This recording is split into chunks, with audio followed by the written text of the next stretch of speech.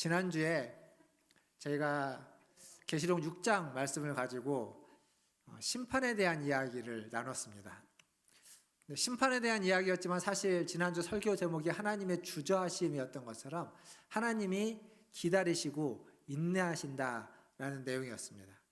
그 근거로서 그 7인의 심판에서 6번째 인을 떼고 7번째 인을 바로 떼지 않고 중간에 말씀을 삽입했고, 또 나팔에서도 6번째 나팔을 불고 7번째 나팔을 바로 불지 않고 중간에 다른 내용들을 삽입함으로써 심판이 뒤로 미뤄지는, 하나님이 기다리고 있다는 것을 그 심판의 구조 속에서 보여줬다라고 했습니다.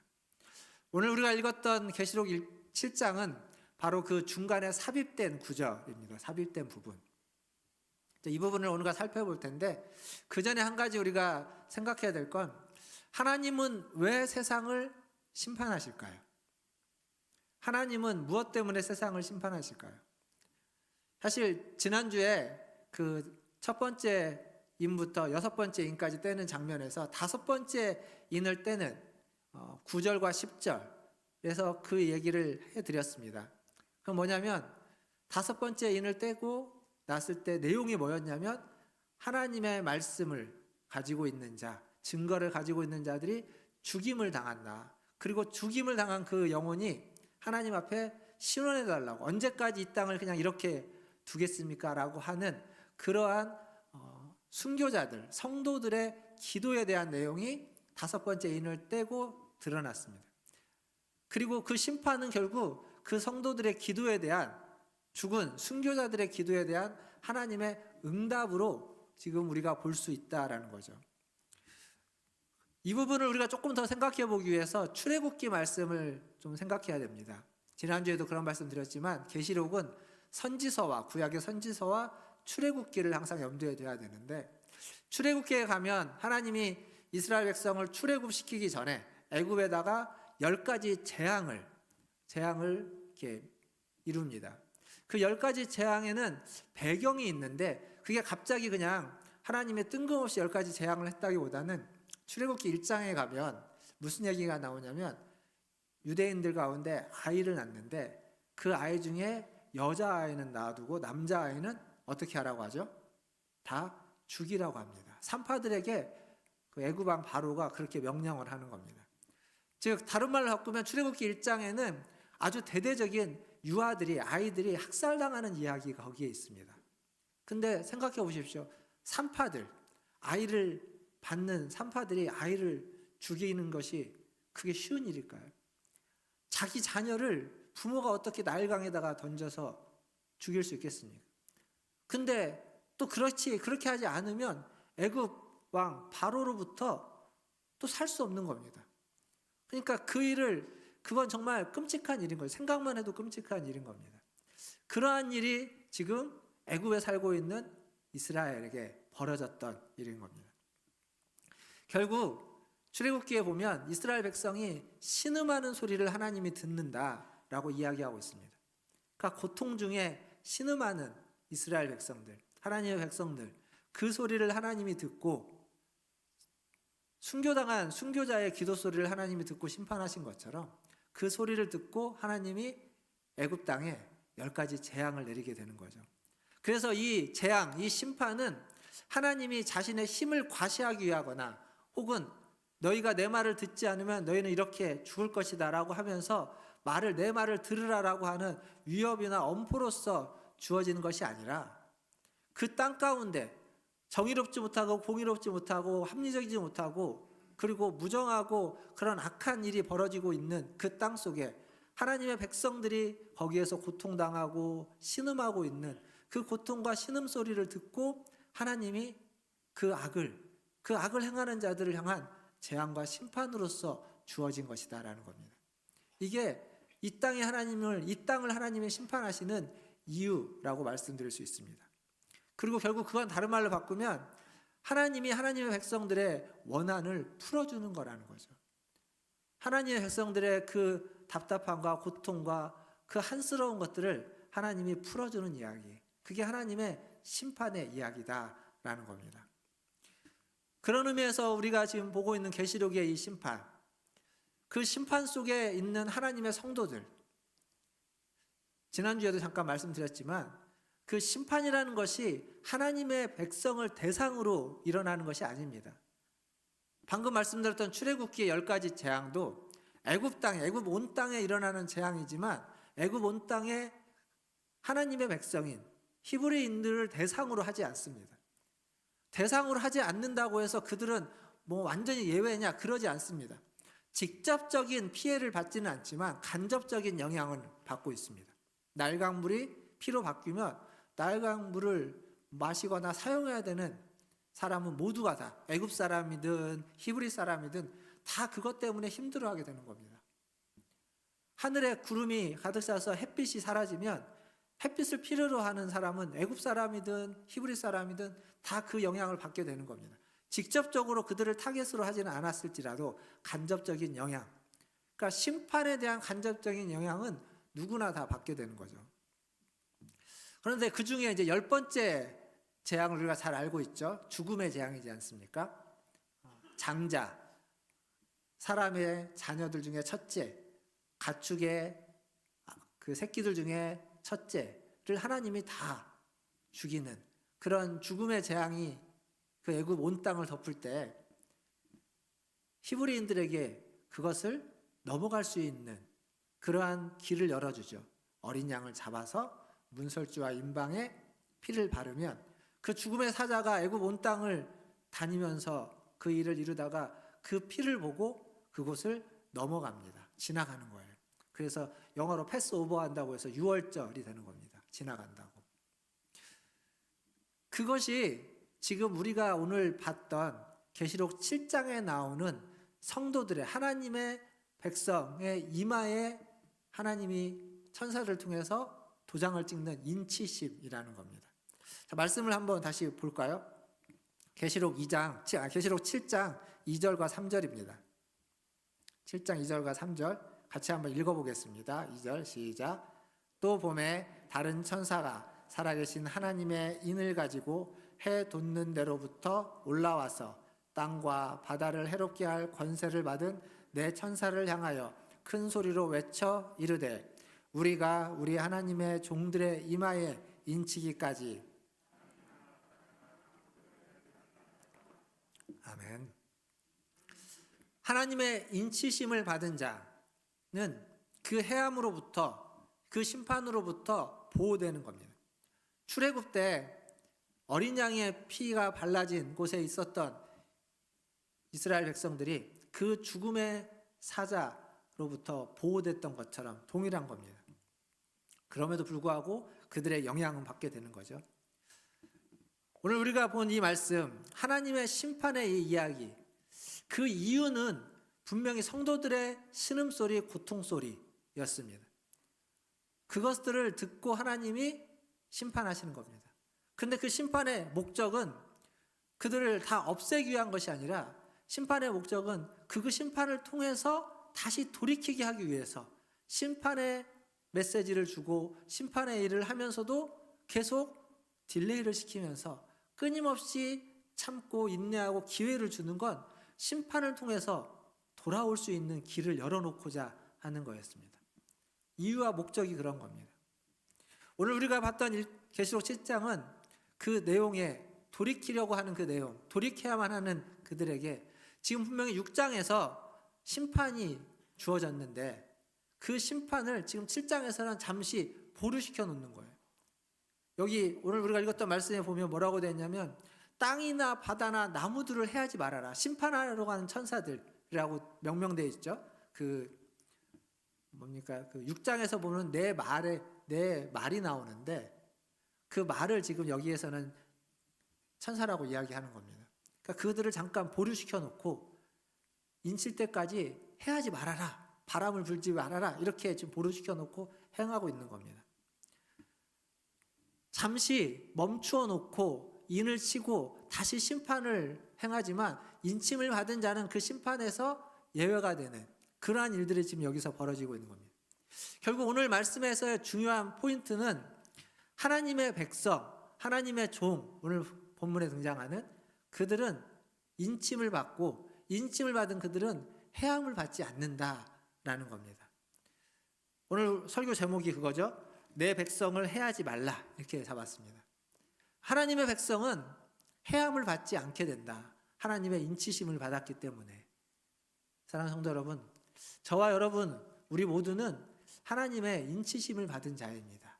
예수 그리스도의 보혈로 말미암아서 우리는 인침을 받았기 때문에 이 땅에 어떠한 일이 일어나도 우리는 그것으로부터 하나님이 지키시고 보호하여 주시는 줄 믿습니다. 그러나 그 핍박, 그 심판, 그 재앙으로부터는 우리가 보호함을 받겠지만 우리가 하나님을 믿고 예수 그리스도를 믿어가면서 이 땅에서, 이 세상에서 고난과 환난을 받을 수밖에 없다라는 것, 거기에서는 예외가 아니라는 것 또한 우리가 기억해야만 합니다. 그럼에도 불구하고 너무 걱정하거나 염려하거나 두려워하지 마시길 바랍니다. 그것은 하나님이 그 고난과 환난 가운데 있는 우리를 모른 척 내버려 두지 않는다는 겁니다. 심판으로부터도 우리를 지켜주셨을 뿐만 아니라 인신을 받은 우리에게 때를 따라 돕는 은혜를 주시면서 고통과 환난 가운데 있을지라도 그것을 이겨내고 견뎌낼 수 있는 힘과 극복할 수 있는 은혜를 우리 모두에게 주신다는 사실 또한 기억하시고, 그래서 이 세상이 우리에게 해할 수 있는 최고의 어떤 위협일까요? 두려운 것은 죽음이겠죠. 육신의 죽음. 그러나 영혼의 죽음은 가져갈 수 없는, 우리의 영혼은 하나님께 있는 겁니다. 계시록에 있는 표현대로 바꾸면 첫째 사망은 우리에게 있을지 모르겠지만 둘째 사망은 우리에게 없다라는 겁니다. 고난은 잠깐이고 그리고 축복은 영원하다는 것을 기억하시고 우리를 지키시고 보호하시는 하나님을 믿으시고 의지하시고 그 고난과 고통 잠깐 견뎌야만 하는 것들을 잘 견뎌내시기를 주님의 이름으로 축원드립니다. 이러한 인치심을 받은 성도가 오늘 말씀을 보니까 몇 명이라고 나오냐면 14만 4천 명이라고 나옵니다. 4절에 보면 그렇게 나오죠. 14만 4천 명. 이 14만 4천 명에 대한 오해가 굉장히 많습니다. 그래서 그 얘기를 좀 할 텐데 14만 4천 명 안에 들어와야만 어린 양의 혼인잔치에 참여할 수 있다라고 하면서 14만 4천 명 안에 들어오려면 이렇게 해야 된다라고 하면서 사람들을 이렇게 유혹하고 또 미혹하고 또 이렇게 강제화하는 것들을 이단들에서 많이 합니다. 근데 생각해 보면 이게 말이 안 되는 얘기입니다. 지금 전 세계 인구가 몇 명이나 되는지 아십니까? 몇 명이나 될까요? 잘 모르시죠? 뭐 우리가 그걸 알 필요는 없는 거니까. 2021년도 통계에 의하면 7억 8천만 명, 아니 78억이 좀 넘었습니다. 아마 지금은 79억이 좀 넘었을 것 같은데요. 78억, 79억이 세계 인구인데 그 중에 14만 4천 명은 몇 프로나 될까요? 계산이 안 되시죠? 79억에 동그라미가 몇 개 붙여야 되는지도 계산이 안 되는데 제가 대신 계산을 했습니다. 전자계산기로 두드려 보니까 이게 몇 프로냐면 0.002%입니다. 0.0018 이렇게 시작하더라고요. 0.002%. 78억이나 되는 지금만입니다. 옛날 사람들 말고 현재 살아있는 사람들. 현재 78억이나 되는 사람들 중에 14만 4천 명만 하나님이 구원하신다면 그 하나님은 어떤 하나님일까요? 그 하나님은 우리가 믿는 하나님은 아닌 것 같습니다. 왜냐하면 우리가 믿는 하나님은 사랑이 많으신 분입니다. 우리가 믿는 하나님은 자비와 긍휼이 풍성하신 분입니다. 우리가 믿는 하나님은 할 수만 있으면 모든 사람을 구원하기 원하시는 분이십니다.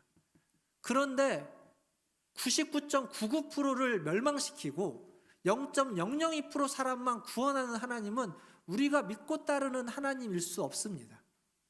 지금 이단들이 하는 얘기가 그 얘기인 겁니다. 14만 4천 명만을 강조하는 사람들은 하나님은 99.99%를 죽이는 분이고 0.002%인 우리만 살리는 분이다. 그런 하나님, 그런 신은 믿어서는 안 되는 신입니다. 우리 하나님은 그런 분이 아니라는 거죠.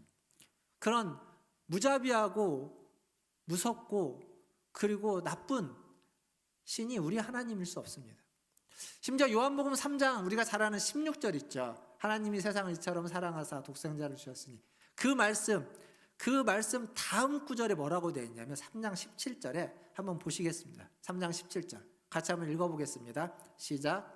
하나님이 그 아들을 세상에 보내신 것은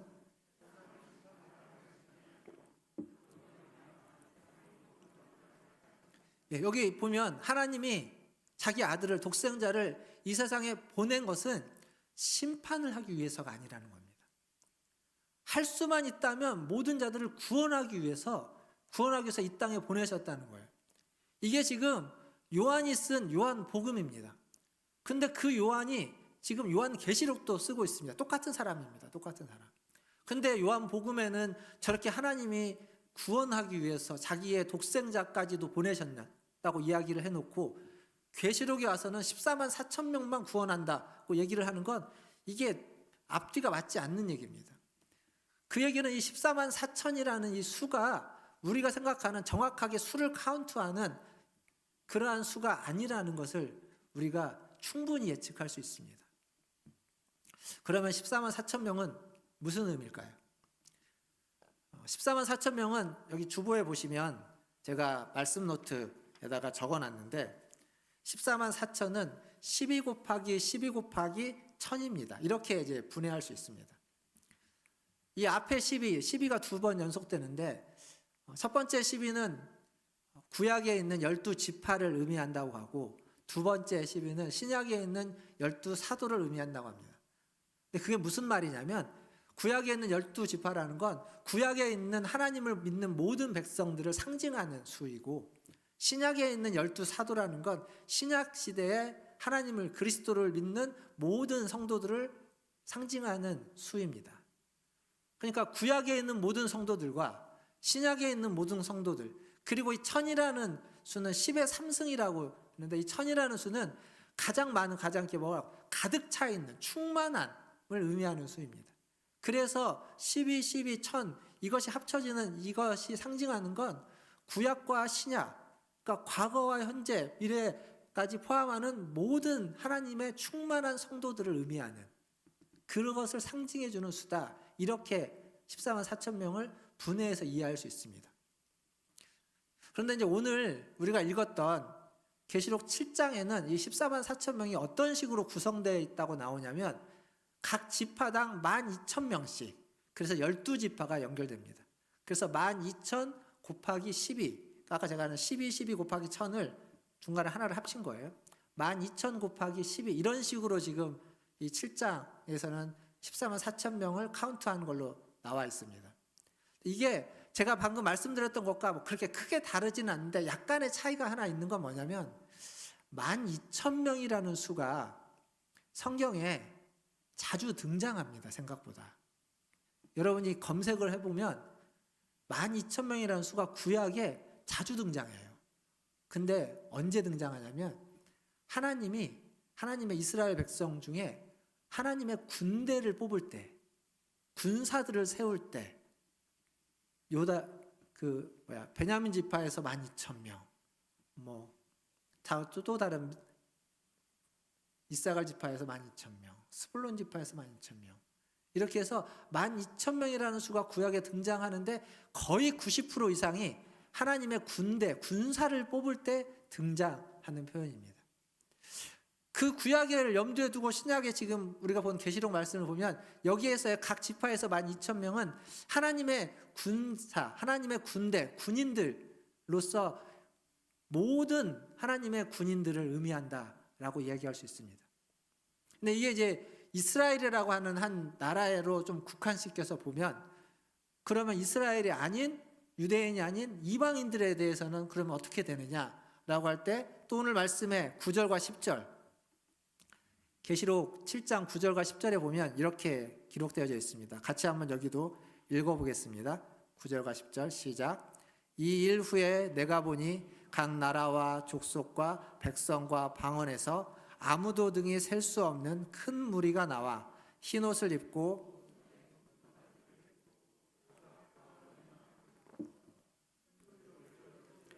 구원하심이 보좌에 앉으신 우리 하나님과 어린 양에게 있도다 하니. 아멘.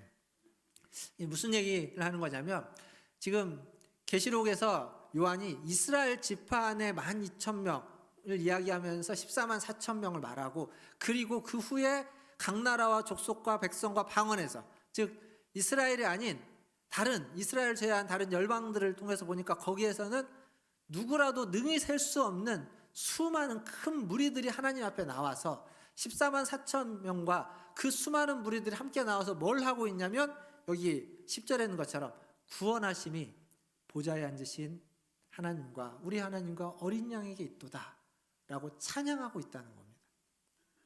근데 이 14만 4천 명도 신약과 구약, 아니 이스라엘에 있는 모든 하나님을 믿는 자들을 이야기하는 것이고, 그리고 능히 셀 수 없는 수많은 무리들, 이스라엘이라는 유대인이 아닌 그 외의 모든 족속과 백성과 방언 열방 가운데 있는 자들도 셀 수 없는 무리들을 이야기하는 겁니다. 결국 이 얘기를 두 개가 합쳐지는 건 뭐냐면, 한마디로 말하면 셀 수 없는 하나님의, 능히 셀 수 없는 하나님의 큰 무리들이 다 하나님 앞에 나와 찬양하고 있다는 겁니다.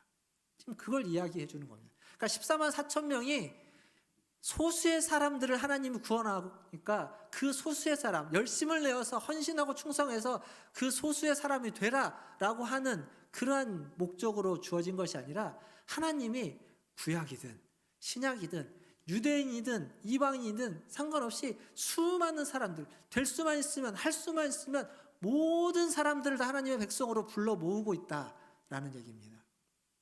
이 14만 4천 명이 계시록에 또 뒤에 가면 또 나옵니다. 계시록 14장에 가면 또 나오는데, 계시록 14장의 14만 4천 명은 이 7장처럼 유대인과 이방인들을 나눠서 얘기하지 않습니다. 그냥 온 열방에 있는 14만 4천 명. 그래서 사실은 14만 4천이라는 수 자체가 수가 중요한 것이 아니라 능히 셀 수 없는 수많은 무리들을 의미한다라는 것을 계시록 14장에 가면은 그렇게 나옵니다. 결국 하나님 지금 이야기하고 말해주고 있는 거 뭐냐면, 하나님 앞에 수많은 무리들이 나와야 되고 나오게 될 것이고, 그리고 우리는 그 수많은 무리들 속에 있는 하나님을 찬양하고 하나님께 영광 돌리는 한 사람이라는 이야기입니다. 이게 계시록 7장이 말해주는 겁니다. 하나님께 구원을 받는 자, 하나님의 구원을 받는 자는 일부가 아닙니다. 소수가 아닙니다. 할 수만 있으면 모든 자들, 그러나 모든 자가 아닌 경우가 있는 거죠. 할 수 없어서 심판을 받을 수밖에 없는 그러한 자들이 있긴 하지만, 그들에게조차도 하나님은 계속 반복해서 기회를 주고 있는 겁니다. 심판을 뒤로 미루면서, 심판을 조금이라도 뒤로 미루면서 기회를 주고 또 주고 있는 이야기, 그게 지금 계시록의 심판 이야기이고 오늘 우리가 읽었던 7장의 내용입니다. 사랑하는 성도 여러분, 이렇게 14만 4천 명에 대해서 숫자를 이야기하면서 말하는 이유는 딱 하나입니다. 이단들의 속임수에, 미혹에 넘어가지 말라는 겁니다. 14만 4천 명 얘기 가지고 하는 얘기에 넘어가지 마십시오. 예전에 제가 부목사로 사역할 때 어느 날 교회 주일인가요? 주일이었던 것 같습니다. 주일 아침에 교회에 딱 출근했더니 책상 위에 책이 한 권 있었습니다. 빨간색 책. 책 제목은 정확하게 기억이 안 나는데 하나님의 나팔소리인가 이런 책이 있었습니다. 책 내용은 뭐냐면 이런 겁니다. 666과 14만 4천 명, 베리칩 이런 얘기. 한때 바코드로 얘기되어졌다면 요즘은 베리칩, 베리칩 다음에 또 뭐가 나왔는지 모르겠는데 아마 이제 AI 인공지능 이런 얘기도 또 나올 수도 있을 건데, 근데 그런 얘기에 그냥 귀 기울이지 보지도 마십시오. 별로 봐봤자 괜히 겁주는 내용들이 많으니까, 무서움 타시는 분들은 무서움만 타니까 볼 필요가 없어요. 그건 다 아무런 가치가 없는 이야기입니다. 성경은 그 얘기를 하고 있지 않습니다.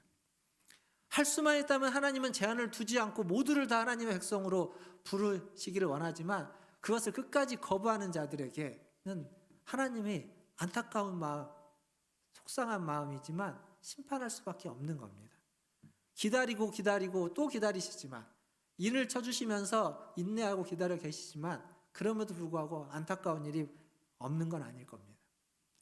그러나 그 와중에 그 인침을 받은 우리, 하나님의 백성인 우리 또한 고난과 환난은 견뎌야 하는 겁니다.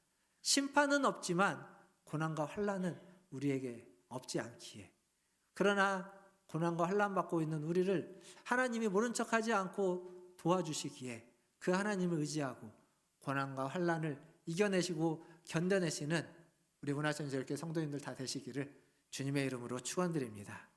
이제 말씀을 맺으면서 마지막 때에 심판받는 자가 많을까요? 구원받는 자가 많을까요? 제가 방금 전에 말씀 다 드렸잖아요. 할 수만 있으면 하나님은 많이 구원하려고 하신다고. 구원받는 자가 많죠. 하나님의 성품, 하나님 마음, 아까 제가 말씀드린 하나님은 사랑이시다. 하나님은 자비와 긍휼이 풍성하시다. 그 하나님의 성품을 생각해 보면 구원받는 자가 많을 수밖에 없는 겁니다. 자기의 형상대로 지음받은 인간이, 지음받은 사람이 멸망하기를 하나님은 원치 않으신다는 거죠.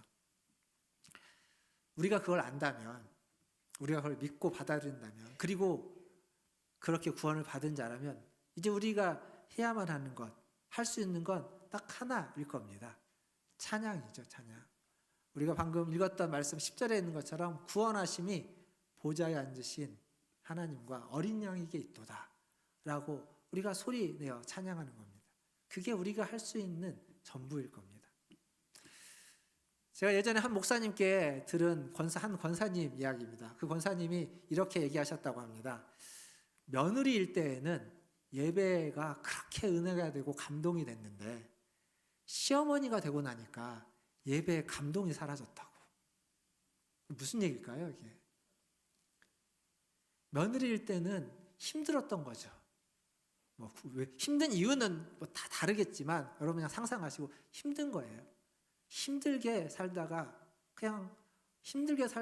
교회만 오면 괜히 은혜가 되고 눈물이 나고 그랬던 겁니다. 근데 시어머니가 되고 나니까 이 입장이 바뀌어진 거죠.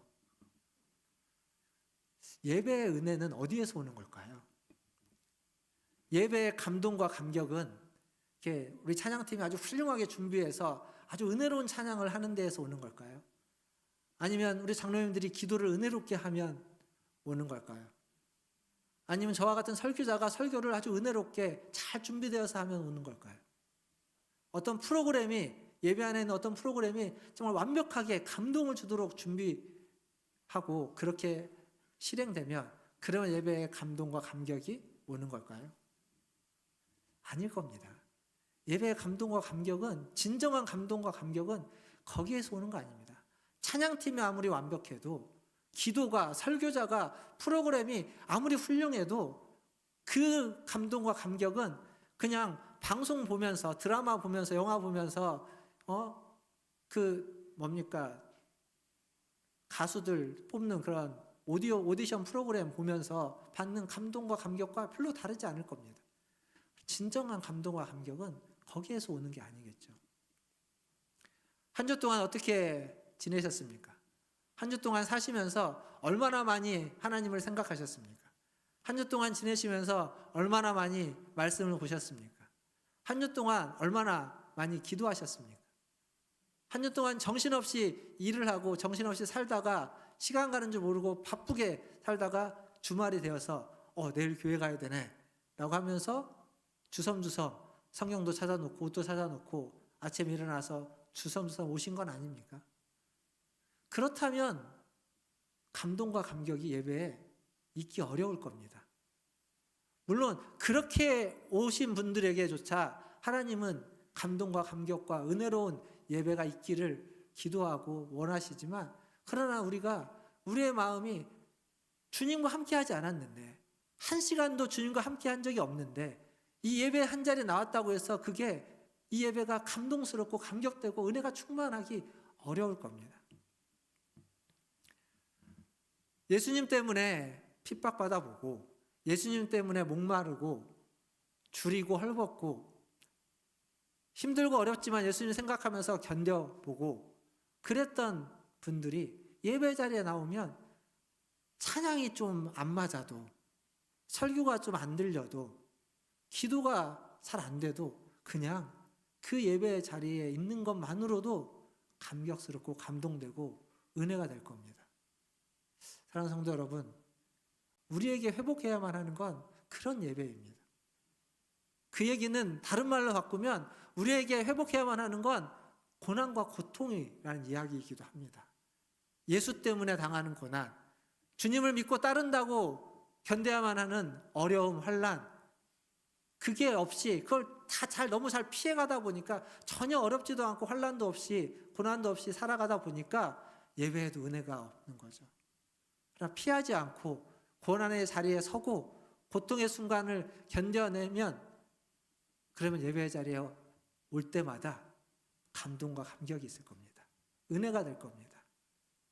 저는 우리 문화천재교회 성도님들과 함께 드리는 이 예배가 더 은혜롭고 더 감동되고 더 감격이 있는 예배가 되기를 바랍니다. 그러려면 우리 모두가 다 고난의 자리를 피하면 안 되고 고통의 자리를 외면하면 안 되고 담대하게 주님을 의지하고 그 자리에 서서 그 자리를 지켜내고 버텨낼 수 있어야 됩니다.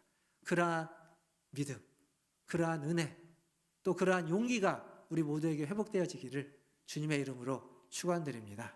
기도하겠습니다. 오늘 말씀을 좀 기억하면서 계시록의 이야기지만 뭐 심판받으면서 막 신비로운 어떤 얘기가 아니라 그냥 예수를 믿고 살다 보면 고난당하고 고통당하는데 하나님이 그 고난과 고통을 모른 척하지 않고 모른다 하지 않고 하나님이 그러한 우리들을 신원해 주시고 우리에게 힘을 주시고 우리를 치유해 주시고 우리에게 회복의 은혜를 주신다는 이야기입니다. 그러기 위해서 우리는 하나님 그 그리스도를 붙잡고 살아가는 삶을 살아야만 합니다. 예수님을 생각하며 살고 예수님 때문에 목말라하고 안타까워하고 그래서 예배의 자리, 기도의 자리에 나오고 그 기도의 자리에서 그 예수님을 만나서 예수님을 찾으면 그 예수님이 우리를 만나주시고 그 예수님이 우리의 마음에 여러분의 목마름을 해결시켜 줄 뿐만 아니라 줄인 자를 먹이시고 헐벗은 자를 입히시는 그러한 은혜가 우리에게 있을 것입니다. 오늘 시간 기도하실 때 하나님 고난과 고통을 피하는 자가 아니라 예수님 때문에 핍박과 고난을 담대히 당당하게 받을 수 있는 그러한 자가 되게 도와주시옵소서. 믿음으로 살아가게 하여 주시옵소서. 흔들리지 말게 하시고 어떤 유혹에도 어떤 환난에도 견뎌내되 하나님 한 분을 붙잡고 하나님을 생각하며 살아가고 매 주일만이 아니라 매일매일 순간순간 그 주님과 동행하며 살아가게 하여 주시옵소서. 같이 한 목소리로 기도하며 나가겠습니다. 기도합니다. 하나님 아버지, 감사합니다. 오늘 또 하나님 앞에 나와서